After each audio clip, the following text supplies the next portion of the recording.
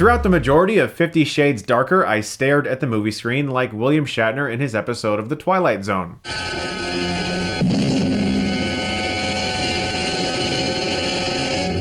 Just constant utter shock and awe. So let's start talking about this film that's being released in theaters this weekend. The first 50 Shades of Grey was one of the worst movies I had ever seen in my entire life, and it just so happened to be my least favorite movie of that year. This film continues the tradition by having Anastasia Steele, played by Dakota Johnson, a perfectly fine actress, and Christian Grey, played by Jamie Dornan, a man who's shown himself to be an exceptional actor in other things like the TV show The Fall.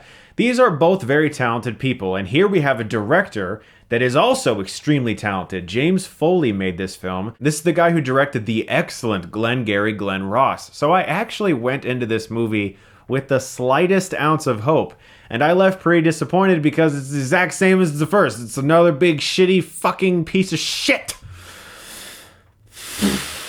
The plot of 50 Shades Darker is essentially that Anastasia Steele decides, hey, I'll take back Christian Grey. Despite the fact that he spanked me real hard last time, I think I'm gonna take him back because I just can't get enough of that Christian Grey. Man, do I want his body. But don't spank me again, that was bad. You really, really went overboard with those 5 slaps last time. I gotta say, I don't want any more of that. That's too much for me. And this time around, she's like, hey, I really like having sex with you. Let's have sex a lot. And preferably, Mr. Director, could you please film it and make it like an entry-level softcore porn for girls? That would be the best way to approach this. And please, music editor, include some current pop song while they're having sex, because if it's silent, it'll be too sexual and we'll get an NC-17. That's how these films are made. Oh, did I mention the author who wrote the books?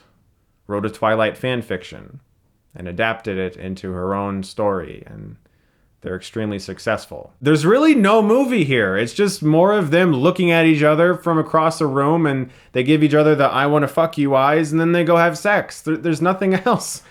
There's a small subplot involving one of his former submissives who shows up every once in a while looking really ragged, and I mean, he doesn't like being touched on the nipples. There's actually a scene where he takes lipstick and he goes, these are my boundaries. And he's like, you can't touch me here. This rectangle. You can't touch me there. Everywhere else is fine. Here's how I view this movie. It's hard to go into this film and expect anything else than a softcore porn for women. If I go into it and expect something Oscar-worthy or amazing, that would be really stupid of me. So I can't really tell you that I'm surprised by the fact that I thought this movie was awful. And you could use that as a defense for the movie and say, well, it has its place. It's a guilty pleasure. People can enjoy it. And you could defend the movie in that way. But this is the way I view it. It's the same way I view a kid's movie. A lot of people say, oh, well, it's a kid's movie. It's okay to be dumb. It's okay to have a lot of poop jokes. It's okay to not try as hard because it's just for 5-year-olds. That's bullshit. I think children's films should try just as hard as adult films. And I think that 50 Shades of Grey, or 50 Shades Darker in this case, should actually at least try to make the film even remotely romantic. Or you know what? At best, even remotely sexy. Because that's one of the things I hate about both of these movies. I sat through this movie not even remotely excited that I was watching 2 very attractive people having sex, because the sex scenes are incredibly boring. They're like softcore porn music videos, like something you'd find on the Oxygen channel at 2 a.m. It's like that. It's just like a bunch of like really slow music and slow motion.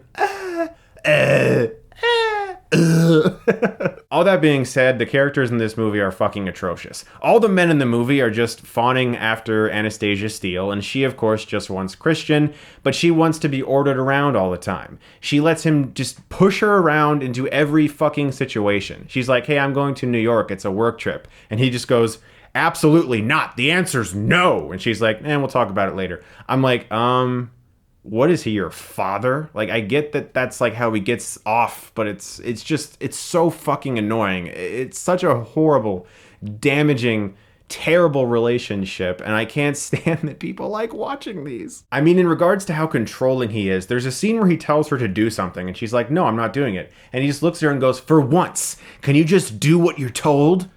And then she just does it instantly. And I'm like, first off, that was a little much. You're kind of a dick. Second, she does do what he says in every scene of this movie. Every single thing he asks her to do, she does it without fail. Where'd that line even come from? My God, I hate these characters! Even the attempts at making the film sexy fail because they don't make sense in regards to the film. Like, for instance, there's a sequence where he takes these 2 silver balls and puts them inside Anastasia.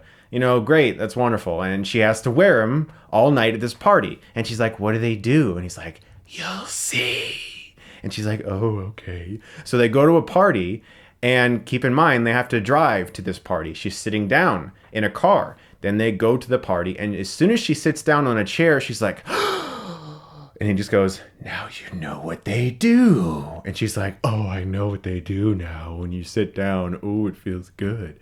She was just sitting down in a car for like 20 minutes. So what, they just didn't work then?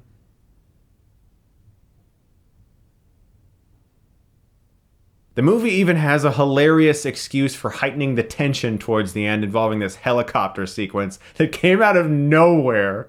It was so funny. I was like, what? It's another softcore porn movie that's an excuse for a bunch of girls to get together and go, he has muscles and they had sex and he kind of likes to be dominant. Oh my God. Honestly, the thing I hate the most about these movies, I think I figured it out. It's that they sell themselves as these hardcore, like 18 plus, super dirty movies that are like really, really graphic. But they're not really. I mean, there's no graphicness. I mean, if they were NC-17, I might at least be like, okay, you went for it. But no, they really want to make money, so they're never going to go for it, really. And the films themselves just really aren't that sexy either. Even though we have 2 really attractive people, the stuff that they do is just bland and boring, and the way they're shot and the music and everything, it sucks. Okay, it's another terrible film. It's exactly like the first one in almost every fucking way. Look, if you like these books and you like the first movie, just go see it. You're gonna like it. You don't care what critics say. Just go watch it. You'll like it. Just go see it. For everyone else, I'm gonna give 50 Shades Darker a big fat fucking F. Oh my God, I sat through another one. I did it. Guys, thank you so much as always for watching. And if you like this, you can click right here and get Stuckmanized.